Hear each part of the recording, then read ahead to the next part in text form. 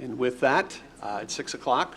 Welcome to the Monday, July 23rd regular meeting of the Shawnee Mission School District Board of Education. First item is the Pledge of Allegiance. Please join us. I pledge allegiance to the flag of the United States of America and to the republic for which it stands, one nation, under God, indivisible, with liberty and justice for all.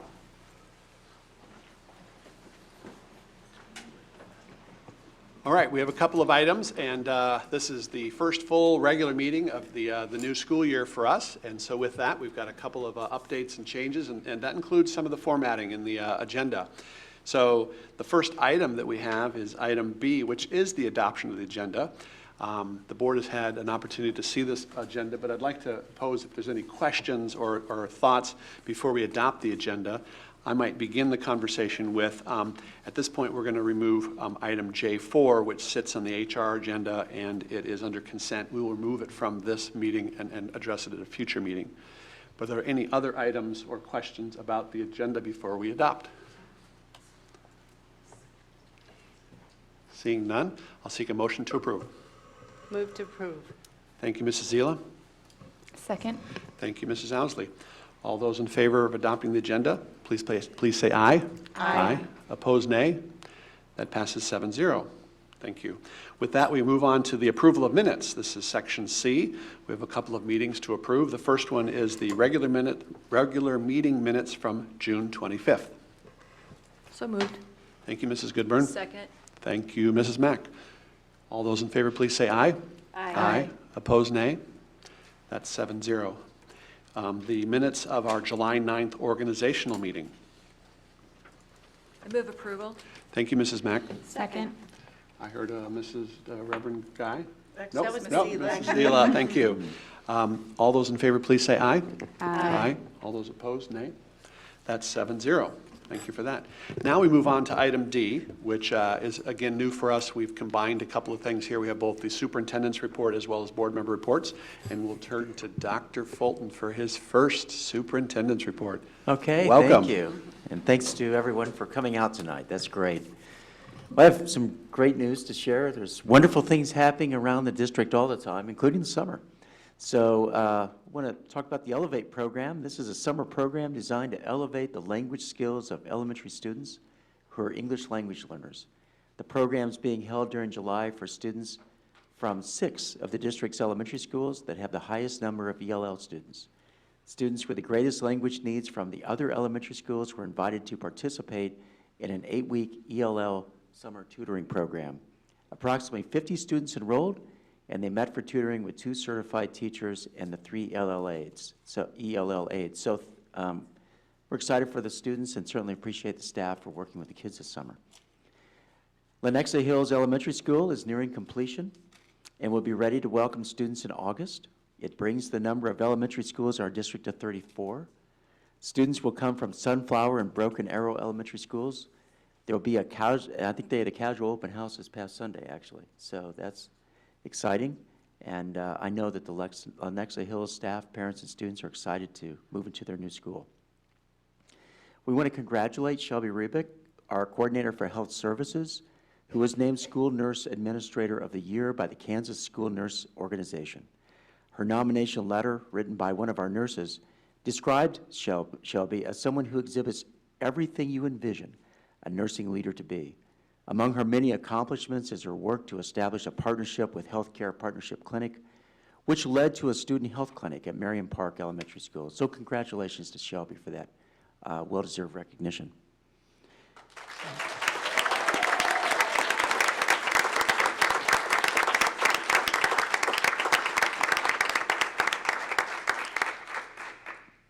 Jumpstart to Learning is being held during July to provide additional support to kindergartners who are identified in a screening process through Kindergarten Roundup as needing a boost to prepare for kindergarten, along with other families who are interested and want to participate in the program. When the program began in 2014, it served 46 students at 2 schools. This summer, the program is serving 370 students at 20 elementary schools, and that is a wonderful program for the children who are participating, and we, again, appreciate the staff and all that they do to help our kids. And then finally, I want to update the board on an informational item. In keeping with board policy CCA, which deals with the district organization chart, we've been working as a cabinet to make some adjustments for this coming year. The chart is being redesigned to more effectively organize us as a team. And we're going to have 3 groups. We'll have a leadership and learning group, a human resources group, and an organizational support group. Each group has a lead. The lead's title will be Associate Superintendent. The plan is cost neutral, so everybody's pay stays the same. Nothing changes there for the most part for this plan. The change brings with it the appointment of Dr. Christy Ziegler as Assistant Superintendent of Personalized Learning / Interim Director of Special Education. This is in keeping with the plan that we shared in May that the current SPED Director, Jackie Chapman, would become Assistant Director of SPED and would retire from SMSD at the end of the 2018-2019 school year. Because the search for a new SPED Director did not result in the hiring of a new director, we appointed Dr. Ziegler as the interim and will conduct a nationwide search starting late fall. We anticipate that even with the hiring of the new SPED Director, Dr. Ziegler will remain over that department as part of her leadership and learning team responsibilities. And Dr. Ziegler moves into that leadership and learning team under the Associate Superintendent, as well Dr. Leanne Neal, whose job title was modified to Assistant Superintendent of Early Childhood and Strategic Engagement. So they are now both part of the leadership and learning team. That puts everyone that works with learning together in one group. And we think that'll be more effective as we work to help meet the needs of students as well as staff and parents. Another important change is the creation of a Student Services Department. We did that by taking Dr. Strike's title, which will change to Chief of Student Services, with Dr. John McKinney and Richard Kramer reporting to him. The Student Services Department, which is under Dr. Atha, will work closely with both the human resources and learning groups. And again, our goal is to connect the system and make us more interdependent in our work. We're working on getting that organizational chart online in a way where when you find it, you can hover over a title, and that will have the person's name, picture, and contact information for staff as well as for parents. And we hope to have that up in the next 2 to 3 weeks. The goal really is to get that sooner, but we'll move as quickly as we can. And that concludes my report. All right.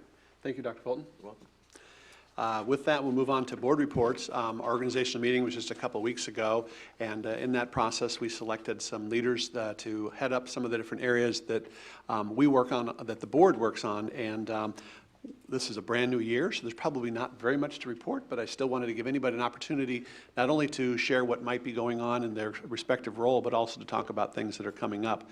But certainly don't feel compelled to give an oration if there's truly nothing going on in your area. With that, I'll walk through them. Then SMAC PTA, the representative from our board will be Laura Guy.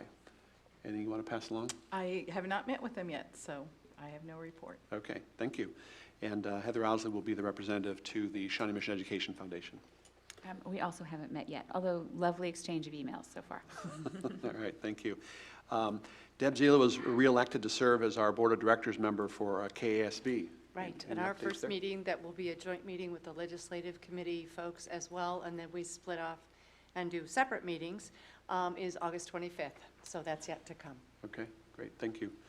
And Dr. Sinclair will be representing us on the Legislative and Government Network committees for the KASB as well. Brand new. Yes, so as Ms. Zila said, our first meeting will be August 25th, and then I think there's a subsequent meeting on the books November 3rd. I've received materials from Mrs. Mack, and I've also gotten a number of documents and reading materials from email from the folks at KSB. And then also on the relations, I think I might be jumping ahead. We might have a little glitch that was also, they're looking at, Rob Gilligan was looking at scheduling that also on August 25th. So if that gets scheduled at the same time, I guess I'll follow up and Okay. let you know. Great. And Mrs. Goodburn, you can rest assured that we won't call on you every month because your role will only have one meeting this year. And she'll, okay, she represents us in the nominating committee, and that's the group that nominates officers for future years within the Kansas Association of School Boards. So thank you for that. We have 3 task forces that are out there. I won't read them each off to ask for their input, other than let me know if anyone has input. We have a constituent services task force. Mrs. Goodburn is heading up that. Professional services task force, Mrs. Ziegler, and social media, Mrs. Owsley. Does anyone want to provide an update there at this time? All right. Thank you. Well, we've got the structure in place to carry out the work of the board. We're looking forward to doing that on behalf of the board and the work that this district's charged with. With that, we move on to section E, which is our public comment section. And during public comments, quick reminders before we invite up our guests. This is a time that the public has the opportunity to, at a regular scheduled board meeting, to provide an opportunity for the individuals to address the board regarding school district issues. Patrons are encouraged to electronically submit their requests to speak at the public comment on Friday at 3:30 of the regularly scheduled meeting the following Monday. This is the early submission that we're asking to allow the district to research and respond to patron requests that might come before us.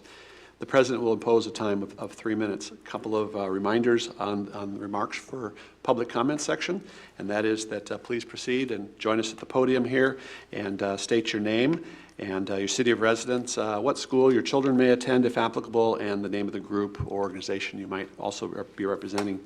We'll ask 3 minutes for our speakers today.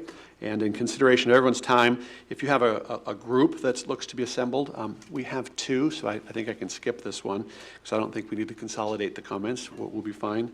And then, let's see. Complaints regarding students or staff should be first addressed to the administration in accordance with board policy KN complaints.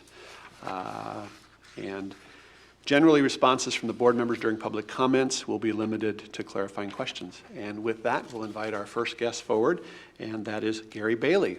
Gary, welcome.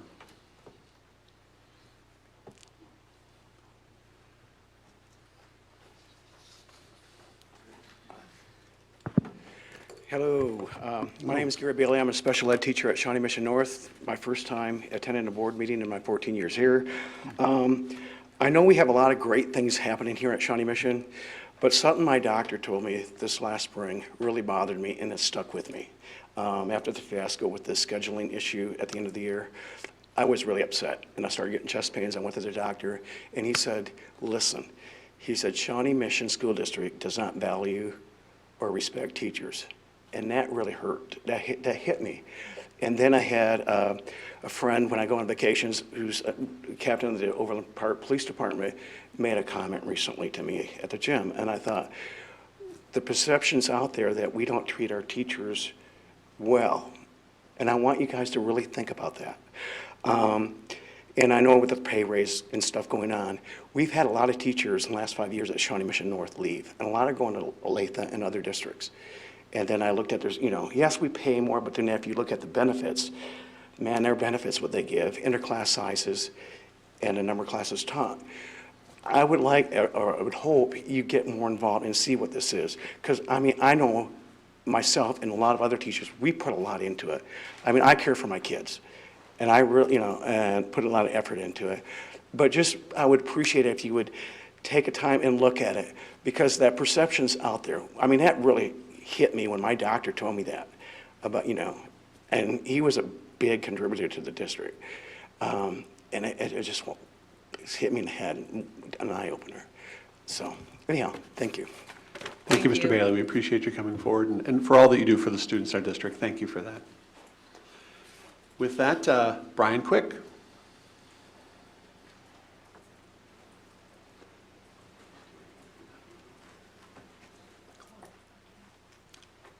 Hello, Brian Quick, and I live in Shawnee. I'm not in the district, but I teach in the district. I teach elementary at Rising Star, and my students know that if I get going, I'm just going to keep going, so I actually wrote my comments down, so I'm going to go ahead and read from this. First, Dr. Fulton, I want to welcome you to Shawnee Mission and let you know that every teacher that I know and every teacher that I've talked to, we are all rooting for you, and I mean that genuinely. We're all on the same team, and we hope that you will take the district to great heights with new initiatives and new ideas. Your success is our success. We are rooting for you to push transparency and openness in the district, rooting for you to trust the teachers as professionals. We may not always agree, but when you have to make the tough decisions, if you consult with teachers and explain your decisions in a timely and open manner, even when we disagree, we will respect your honesty, and we crave it. And we are reasonable. And finally, we are rooting for you to be a leader who focuses funds and resources to the classrooms where kids will benefit the most. While you've been busy this summer getting up to speed as a superintendent, the teachers have been busy too. Busy doing book studies, planning lessons, reviewing previous units, and brainstorming new units to inspire kids. And we will continue to be busy over the next 2 weeks before students arrive. We'll be busy buying supplies for kids who can't afford them, buying new culturally relevant literature for our classrooms to inspire a love for reading that are not there now. We will work outside of our contract time to work in our rooms, decorating and buying flexible seating to create a warm, welcoming, and fun environment. And we do these things because we are teachers. We have the best job in the world, and I love working in Shawnee Mission. I mean that from the bottom of my heart. We are more than willing to make sacrifices. We care so much, and despite all this, despite caring so much, we don't ask for so much. NEA originally asked for a 2% raise this year, which just sounded to me as very easy and reasonable, and it was turned down, and then asked for a 1% across the board raise, and that was still a no. And fairly or not, Dr. Fulton, you are starting your time in Shawnee Mission right in the middle of these negotiations. And what happened next will, for the teachers of SMSD, be a big first impression on every teacher in the district, long before any Meet the Super events or building tours.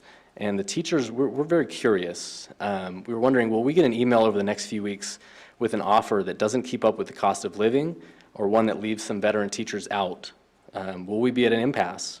Imagine just how deflating it will be for teachers if in the first weeks of the new superintendent's tenure and the first contract negotiation under this newly constructed board that we find out that our contract negotiations are just business as usual and that 1% to 2% was just too much.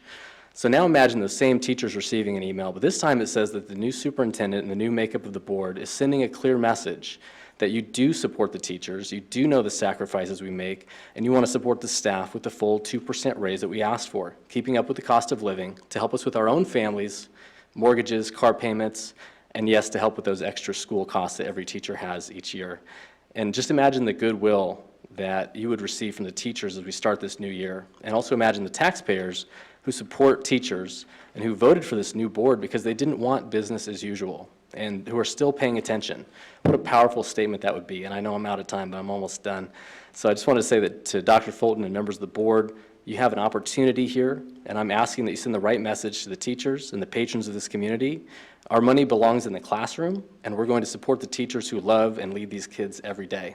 I hope you will send a clear message and ask the negotiating team to agree to step and column movement, which should just be expected, and a raise of 2% for all teachers. Show the teachers of Shawnee Mission that all truly does mean all. Thank you.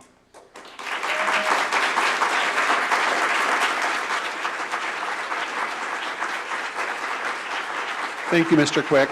Thank you for what you do for our students as well. We appreciate not only your comments, but your time in the classroom on behalf of all our students. Thank you. And with that, we appreciate the input. Like we said, we're going to 2 meetings a month now, so that'll provide more engagement with our community as well as opportunities to present to us and we sharing things with you. And so you'll see in a bit, we're going to be changing one of our policies to make sure that we officially adopt that we have more meetings each month to not only do the work of the board, but also to opportunity to interact with the community just like this. So thank you for that. With that, we'll move on to G, and this is the consent agenda. Before I seek a motion to approve the consent agenda, a reminder that we did pull the one item off, which is J4. I'll seek a motion to approve, and then we'll offer up an opportunity to pull anything else off the consent agenda. I would move approval of the consent agenda as amended. Thank you, Mrs. Zila. Second. Thank you, Mrs. Goodburn. Are there any other items that a board member would like to remove from the consent agenda before we consider it for approval? No. J4, I appreciate you taking it. All right. Seeing none, all those in favor of the consent agenda, please say aye. Aye. Those opposed, nay. That's 7-0.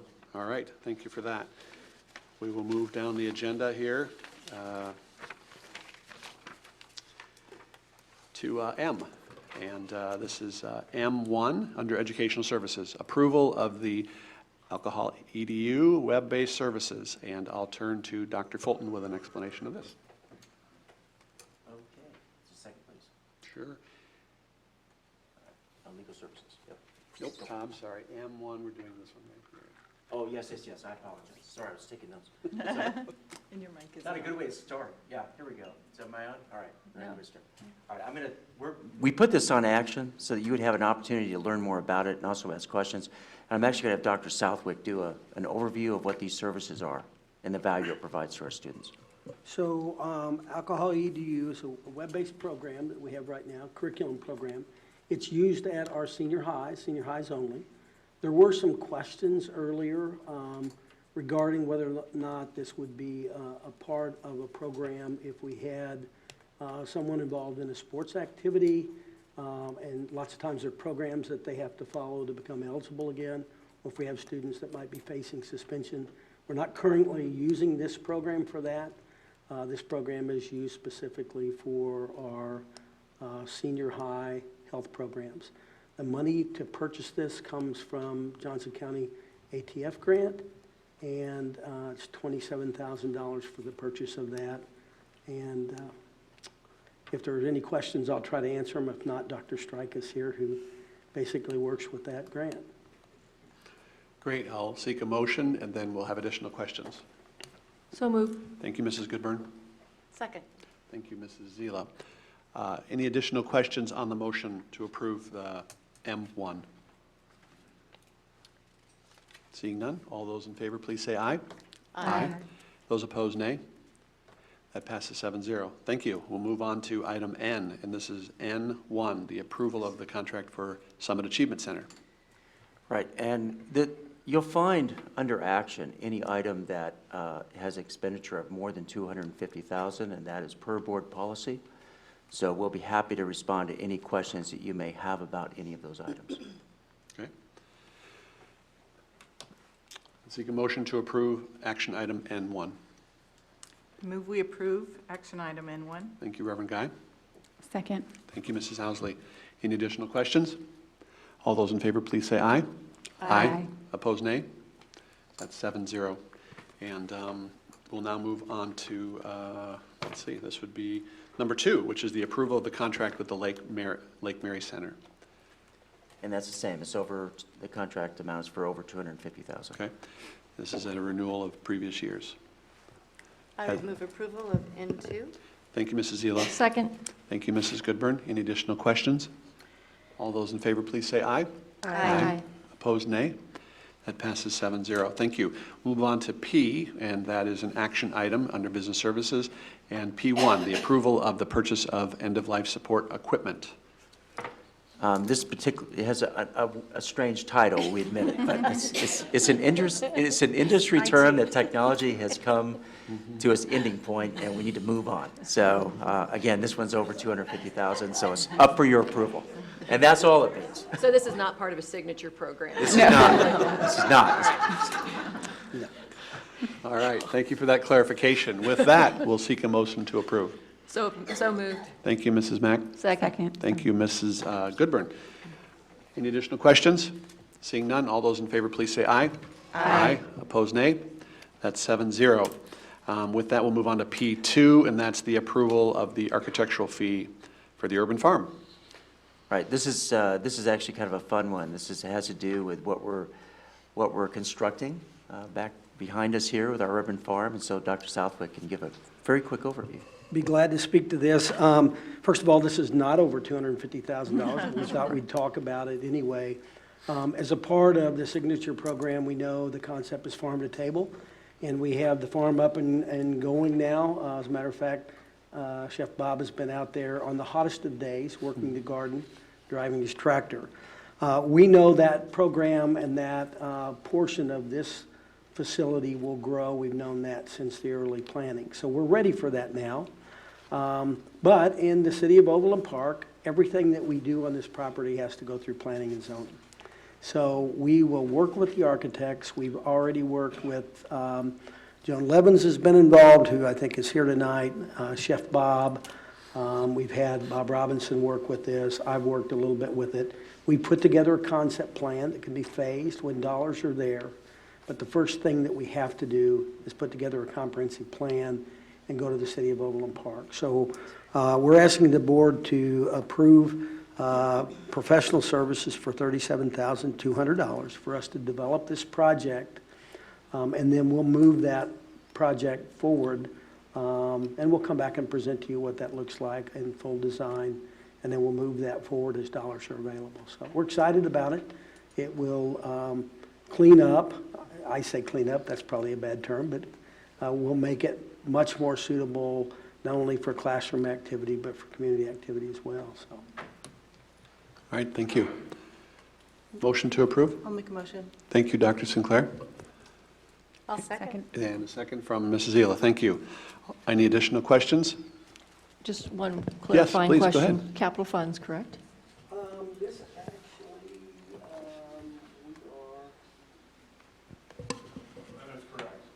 we are. Okay, Yeah, that's what I figured. Okay, just checking. Thank you. thank you, Mr. Robinson. Great. Any other questions? All those in favor, please say aye.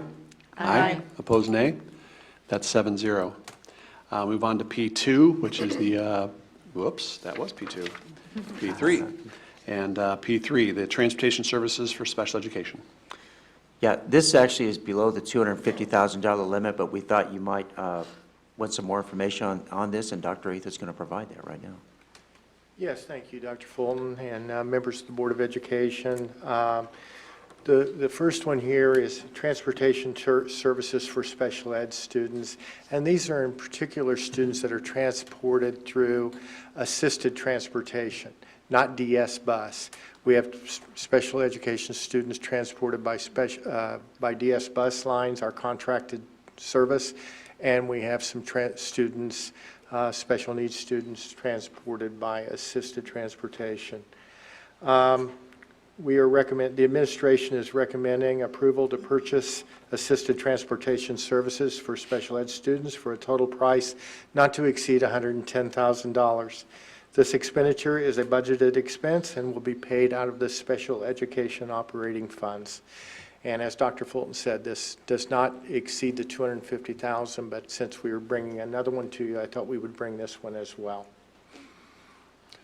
Thank you. Any questions for Dr. Atha? I would move approval for P3. Thank you, Mrs. Ziegler. Second? Thank you, Reverend Guy. Any additional questions about the motion? All those in favor, please say aye. Aye. Those opposed, nay. That's 7-0. Thank you. We'll move on to the next item, number 4.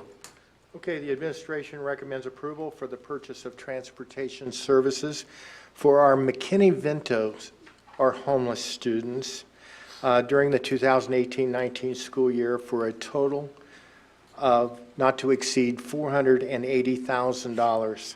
This expenditure is a budgeted expense and will also be paid out of operating funds. And that homeless budget was increased a little bit this year because our homeless expenses, transportation expenses have went up a little bit. I might add too, this is a federal mandate. It's an excellent idea. However, originally it did receive federal funds, and it does not receive federal funds now. So that's a good one perhaps for some advocacy to help us out with our funding. But it's a Put it good on the program list. for students who need it. That's right. But we certainly welcome these students to our district. Absolutely. All right, thank you. I'll seek a motion. I'll move approval. Mrs. Goodburn and second by Mrs. Mack. I think, any additional questions on the motion? Seeing none, all those in favor, please say aye. Aye. All those opposed, nay. That would be 7-0. Thank you. And we move on to item 5. Thank you, Dr. Atha. And this is the, to publish the notice of hearing. I believe Russ Knapp. Yes. We invite Russ to come forward. Tell us what we're publishing.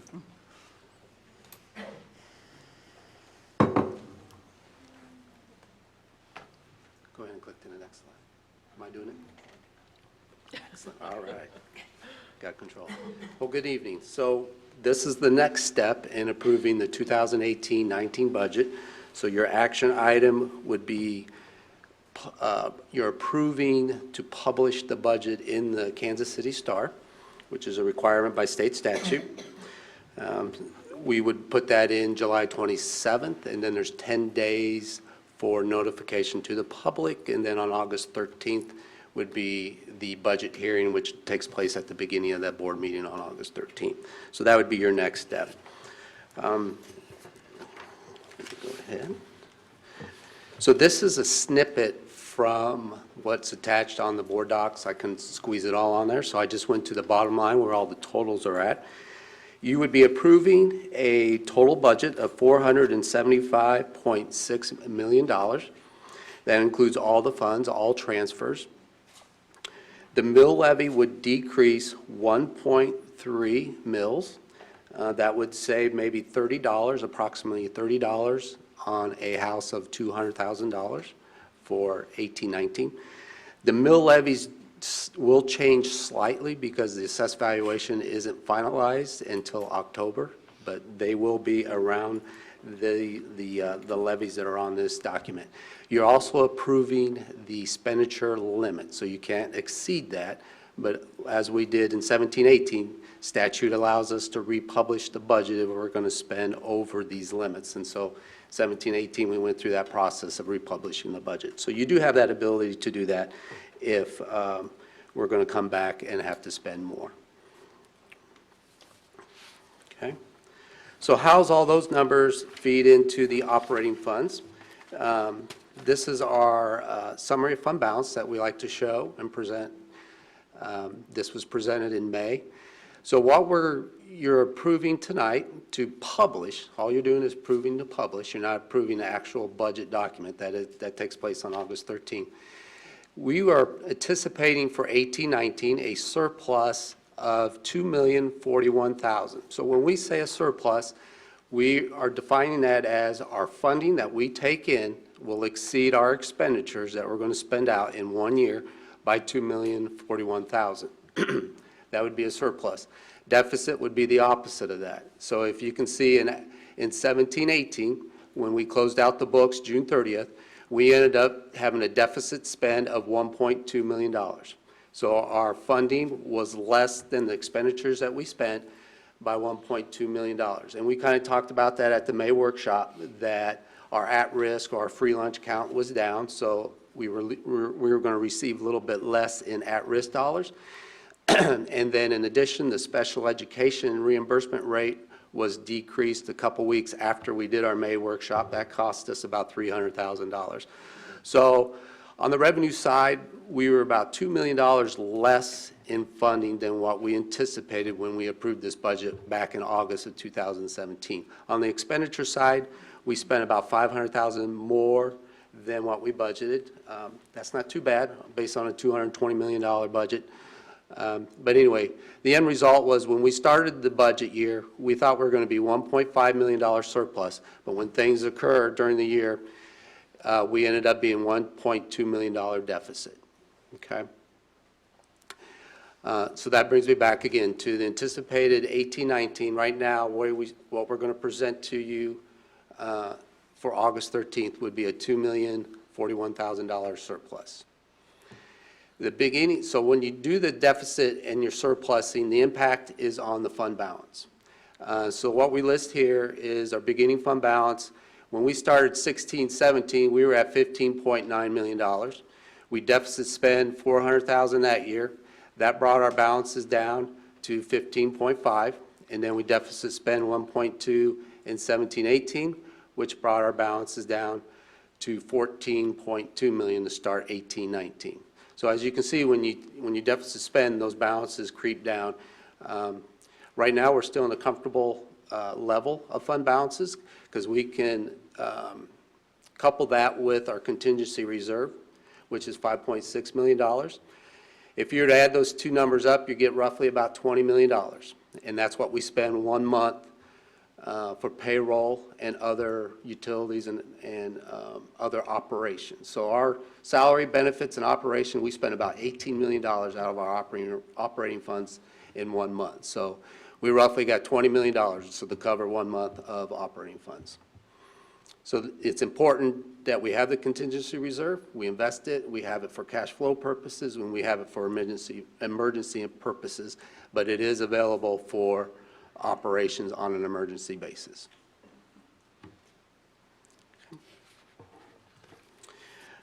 So this is a document that comes out of the state of Kansas budget documents, which we just received about a week ago. It does show that we have $80.7 million in cash balances. However, if I'll just read directly from the box at the top, all balances listed except for special education and contingency reserve are restricted to the fund's purpose and not available for operating funds. So what's that mean is we park our operating funds in the special education fund. So that $14.2 million, when we talk about our fund balances for operation, it's that fund and only that fund. All these other funds are restricted for that purpose. A good example of that might be the textbook rental fund. That's at, so it's down towards the bottom, textbook and student materials, line 55. That says $4.3 million. That fund balance is restricted to purchase textbooks for the district-wide curriculum. We, by statute, are allowed to levy a fee, which we do, $80 for secondary. All that money deposited in that fund stays in that fund to buy textbooks. We cannot transfer that money out to operations. So all of that is just used for the purchase of textbooks. I could go through all these, but all of them are that same purpose. It's restricted for that purpose, whether we're levying taxes or fees, but it's used for that purpose. Do we have any questions? Questions? Yes, Mary. Dr. Sinclair.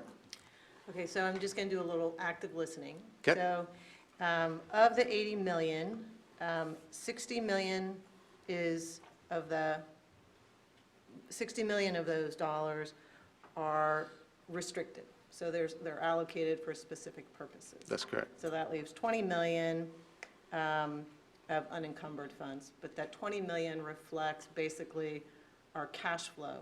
Is that correct? And so how many weeks, months of cash flow does that provide, the 20 million?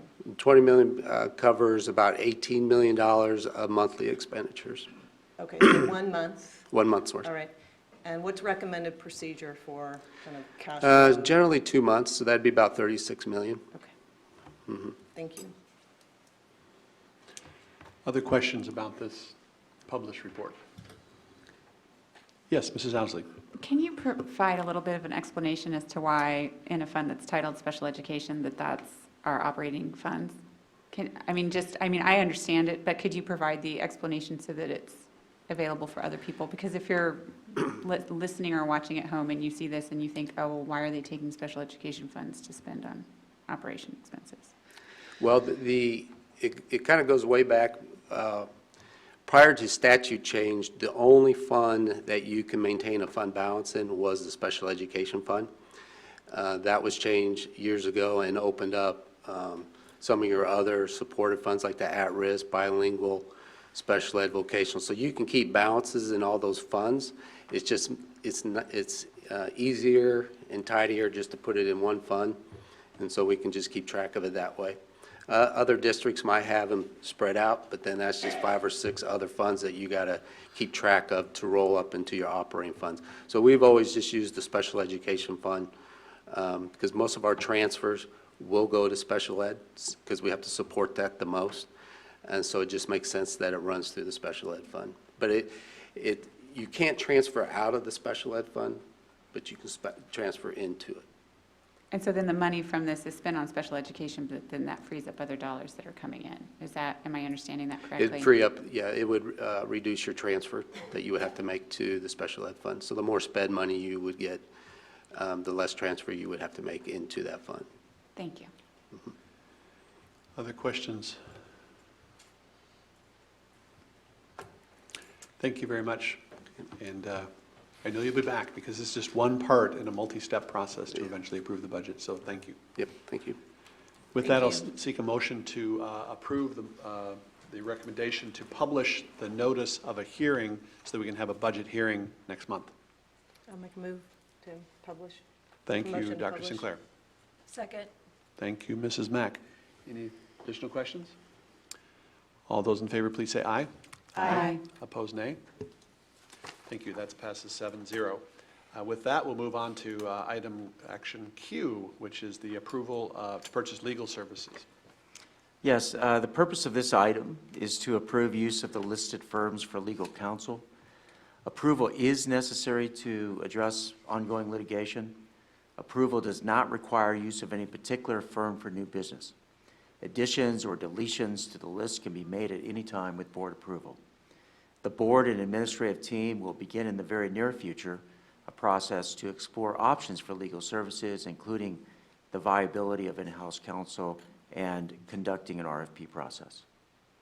So that's the background information. Thank you. So each year, we're providing a list of the different firms that would be representing us, and it's the list that we are able to work from, as Dr. Fulton outlined. I'll seek a motion, and then we'll have any additional questions. I would move approval of Q1, legal services. Thank you, Mrs. Zila. And with that explanation, I would second that. Thank you, Dr. Sinclair. Questions? Yes, Mrs. Mack. Dr. Fulton, we already have a task force to talk about professional services. So how, does the task force do anything yet, or is there being work done? I don't believe the task force has started its work yet, but it will. This is something that we'll need to address sooner rather than later, so it's something we need to start work on, and we do as a board and administrative team. Great, thanks. Any other questions about the motion? Seeing none? Oh, go ahead, Mrs. Owsley, sorry. So the approval for this allows us to continue to pay the attorneys who are currently working on cases without interruption to their work on the That's cases correct. that they're currently working on. So because litigation is never in line with a fiscal year, and so in order to make sure that those legal bills are paid and our attorneys can appear in court, we have to approve this so that they can continue to represent us. That's correct. Okay, but it does not mean that new business moving forward would be utilized by any of the particular firms here, that we could potentially add additional firms after the RFP process is completed. That's correct as well. Okay, just making sure. Thanks. All right, thank you. Any other questions about the motion? Seeing none, I can't remember if we already passed it. Do we have a second? It was moved and seconded. Thank you. All those in favor, please say aye. Aye. Aye. Opposed, nay? That's 7-0. All right, with that, we move on to action R, and that is the approval of board policy. As I mentioned earlier, at our organizational meeting, we approved a calendar, which includes in 8 of the months, we'll be meeting twice, and in 4 of the months, we'll be meeting once. So that's an actual change to our schedule, but it's also a change to policy. So we have before us the amendments to the policy where we do 2 things. We're changing our start time from 7 o'clock to 6 o'clock to match what we've just done today. And secondly, we're going to be meeting on the 2nd and the 4th Mondays. I'll seek a motion to approve, and then any questions. So moved. Thank you, Mrs. Goodburn. Second? Thank you, Dr. Sinclair. Additional questions about this alteration to our board policy to match up the decisions that we made at our organizational meeting? Seeing none, all those in favor, please say aye. Aye. Opposed, nay? That's 7-0. And with that, we move on to item S, which is S1, petty cash. Any questions about the petty cash report that was presented in our board packet? Russ is here to answer any of those. And I'm turning back. Is that an action item? No. No, these are reports. Thank you. Then we'll move on to item 2, which is an activity fund. Any questions there? How about the board financial that was presented? Yeah, I think for each of these documents, is there anything unusual or atypical in, No. okay, so that would be mine. Okay. Okay. That would be it. Any other questions on board financial report? All right, and we'll move on to item 4, which is the July 1st unencumbered cash balances for selected funds. Anything you want to add to that we've just talked about? The only comment I would make, you'll see that the number totals 47 million, and the one I showed you was 80 million. The state has 2 documents.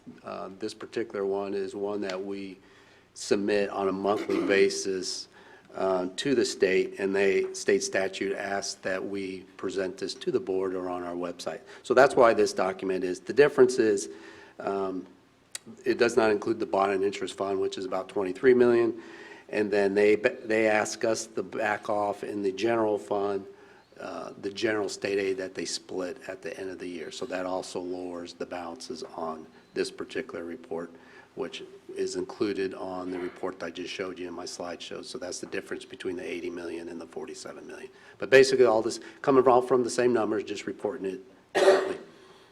All right, thank you. Any questions on that? All right, thank you, Russ. And with that, we'll move on to item T, which is board comments. I'll turn to the board members for any comments to share. Yes, Mrs. Mack. Yes, thank you, Mr. Stratton. There's two things. First of all, the Shawnee Mission Education Foundation has a speaker series event. It's the first one of its kind. It's going to be August the 8th. Dr. Milton Chen is going to be coming in. It's going to be at the 1900 building, which is new on Shawnee Mission Parkway. And I really want to thank, we all want to thank Carol Logan and Patty Chasnoff for leading up that effort. The Education Foundation, I hope that if you're interested in that, I hope that you contact the foundation and purchase a ticket. It is a fundraiser. The foundation does a lot for our district, and it is one way that we can actually raise funds for our district. I'm sure the teachers in the room know that there are grants that can be given. There's the Shawnee Mission Cares Fund that provides meals, that provides clothing, et cetera, housing for our families that are in need. But that brings me to the second subject I wanted to talk about tonight. I was really moved by what Mr. Quick and Mr. Bailey said tonight. And I guess I'm considered an old board member now. I'm only in my third term, but I'm an old board member. And something I don't talk about very much is that I'm a mother of a teacher here in the Shawnee Mission School District. And he doesn't like me to talk about it for privacy reasons. But I want you to know that I genuinely understand. I hear what you're saying. I've seen what a teacher goes through on a first-hand basis. I always think I have. I've tried to stay in touch with my teachers that my children had over the years. But I really heard what you were saying, and I want you to know that our missive has always been, since I've been on the Board of Education, to pay every single bit that we possibly can. And I want to be careful because I don't want to veer into negotiations or anything like that. But I want you to know that we truly appreciate you. We know that you're paying for supplies. We know that you are helping out kids that can't pay for school lunches. We know these things. So with that being said, I just really hope and pray that the people of the Shawnee Mission School District and Johnson County and the state of Kansas goes and vote in the primaries coming up and in the general election and truly let their thoughts be known, because quite frankly, and this is my opinion, I am sick and tired of having to battle in Topeka. Teachers are worth it. Our children are worth it. So I just really pray that people get out and vote, and they vote their conscience. Thank you, Mrs. Mack. Appreciate that. Anyone else offer up? Yes, Mrs. Zila. I will have just one quick comment. This morning, we had the welcome back breakfast for the secretaries in all of our buildings. This was their first day back at the buildings, and I was gratified to hear people say, yeah, the summer was enough. I'm ready to go back. So we have our smiling faces in our front offices in all of our buildings as of today. So it was a great event. Main Street Credit Union always does a very nice job of supplying breakfast for those folks, and usually a little takeaway item as well. So we hope that they feel very special from that. And I hope they know, too, how grateful we are to them as well. They are the first person that a person meets when they come into the building. And if they are friendly and warm and caring, I mean, that sets the whole temperament of the building and the experience. So we just want them to know they are valued as well. Great. Thank you. Thank you, Mrs. Zila. Anyone else? Since it's his first meeting, I'll give Dr. Fulton one last chance if he wants to say anything else before we move on to our next item. I'll make this very fast. I'm very excited about being part of the Shawnee Mission family and getting to know all of the teachers, which is a very tall order here, by the way. So I'm going to do my best to try to get out into the schools. And if I'm out there and you see me, just say hi. If I come in your classroom, don't worry about it.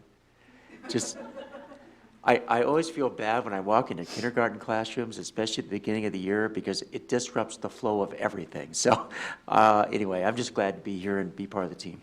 Thank you. Thank you. We're glad to have you too as well. And there are many items that are on the calendar on our board agenda that we published. There's several calendar items, including receptions for Dr. Fulton. A lot coming on as we flip the calendar page to August. Our next meeting is going to be August 13th. And with that, I'll seek a motion to move to executive session with a 5-minute break before we go into executive session. Mr. President, I move we go into executive session for 30 minutes in order to discuss negotiation updates pursuant to the exception for employer-employee negotiations under COMA. And so the board will reconvene at 7:20, if it's 30 Yes. minutes? 7:25, we're going to do a 5-minute break here. Okay. Thank you. That's the motion. Second? Thank you, Mrs. Mack. Any questions? All those in favor of the motion, please say aye. Aye. And there will be no action taken after? Thank you for the clarification. All those opposed, say nay. That passes 7-0. We'll get it clarified to you, Ms. Clerk. You have that look on your face. Thank you for being here. We will, yeah, we are done. Thank you. Yes, we'll come back.